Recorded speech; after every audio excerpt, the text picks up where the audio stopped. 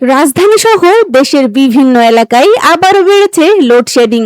তীব্র দাবদাহের কারণে বিদ্যুতের চাহিদা বাড়লেও সরবরাহে চাপ তৈরি হওয়ায় অনেক এলাকায় ঘন ঘন বিদ্যুৎ বিভ্রাট দেখা যাচ্ছে। দিনের পাশাপাশি রাতেও লোডশেডিং এর কারণে সাধারণ মানুষের দুর্ভোগ বাড়ছে। বিদ্যুতের পাশাপাশি গ্যাস সরবরাহ নিয়েও অভিযোগ বাড়ছে বিভিন্ন স্থানে।